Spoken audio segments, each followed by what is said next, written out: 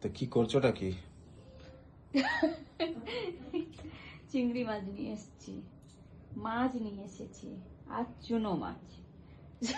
সেগুলো এখন বাছতে হবে, তাই এই বসেছি আর মাথা ব্যথা করছে।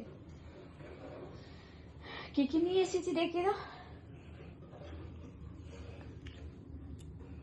অজন্তি বাজারে গেলে 500 টাকা 600 টাকার নিচে কোনো বাজার হয় না মাছ চিংড়ি।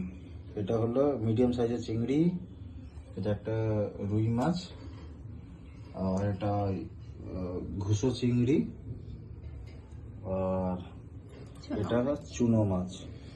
মৌরালা পাঁচও বলে। হ্যাঁ, ওই আমরা চুনো মাছ হিসাবে জানি। হুম। মুখের ধারে নিয়ে আসতে হবে। কেমন তাহলে বলো? চলো টাটা। কাজ অনেক এখন। হুম।